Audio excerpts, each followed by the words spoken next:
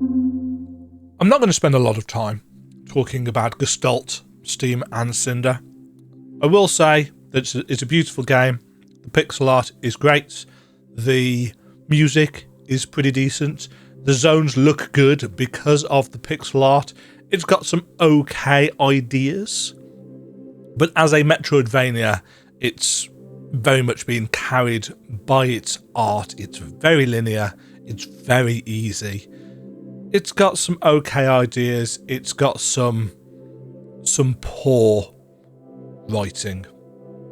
And I don't mean the fact that there's a lot of text, which is something that you'll see people critiquing it for on the Steam discussion forums. I don't care about the fact that there's a lot of text. I care about the fact that the story is weak. It's weak, it's predictable, and the only times where you think, oh, this could be going somewhere interesting, it veers away from that interesting place very, very quickly, unfortunately. And it's left me with a very kind of dissatisfied, sour taste in my mouth for its ending, which feels very sequel baity for a game that took 4 years to make and was delayed multiple times. I will not be holding my breath for a sequel for Gestalt, Steam and Cinder, but for what it's worth, for what it was, not a terrible game, but C tier at absolute best. My map also it's not high effort, this one. Don't get me wrong, it's got everything on, and I did go out of my way a little bit to try and make it look a little bit better than the in-game map does, but there's only so much that I can do. The tools that I was using, that I normally use, won't work with Gestalt for some reason. I contemplated doing an actual composite map with, an overview of everything, because the pixel art's so nice. But I had to do these by hand, and it took ages. And to do the entire game would have taken 20 plus hours, which, considering the game itself, I finished with 100% in just under 7 hours. Realistically, it's not worth my time. So would I recommend Gestalt, Steam and Cinder? If you've got nothing else to play, yeah, it's really nice to look at, and the music's good, and it's alright. If you don't like difficult games, Gestalt's a good choice, because it's not difficult at all. It's really, really easy. It's really, really linear. It's got a cool setting. It's got some good ideas, but it is very much let down by its story. A couple of places that I really want to draw attention to. The outskirts here, there's a lot of doors. The map here overlays things really weirdly. So I did go and actually spend, and this took probably 2 hours at minimum. I went through and I screenshotted all of the different houses and linked them all up that way. It was the only way that I could think of doing it that made it visually distinctive, because as I was exploring this area, I really started to get confused. Do not get particularly excited or super excited about seeing the name of this location here. It doesn't add anything to the story. It doesn't go where you think it is going to go. There's a note down here next to this boss fight. This is the coolest section of the game.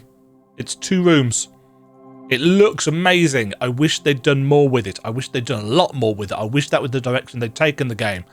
Sadly, they did not. But everything that you could want is on here. All the treasure chests, all the corgis that you can find, all the ability points, collectibles, all the health and XP and currency and energy collectibles, the crystal doors, the crystal walls. These are broken using 2 separate power-ups. I've changed the teleport rooms to be green and save rooms to be red, so that they're nice and visually distinctive at a glance. All of the heal upgrade items are on here. Crafting materials, bounty board locations, they're all on here. NPCs are on here. All of the different accessories that you can get are on here. Some of them, if they're in a chest on their own, have got the actual stats, but they don't all have that. Key items and so on and so forth. Metroidvania ability items are, of course, on here. The areas are already colour-coded in-game, so that's fine. I've put little images for the bosses on because the bosses, as I said, you know, the pixel art's great. They're very cool to look at, even if they're not particularly challenging.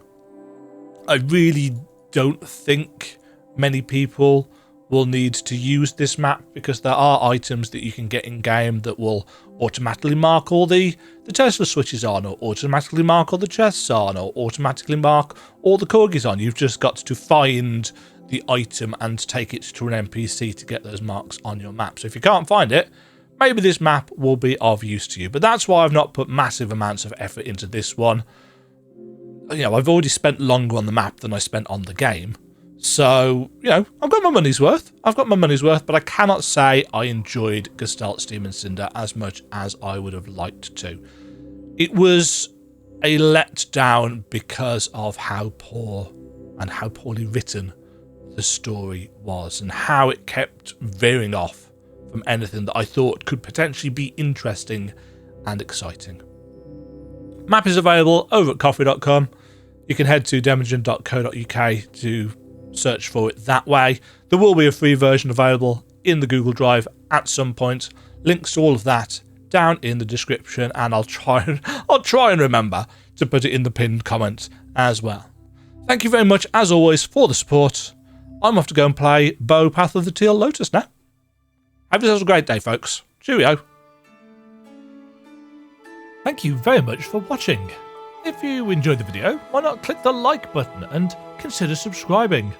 Remember, you can ring the bell notification icon to get notified when new videos go live.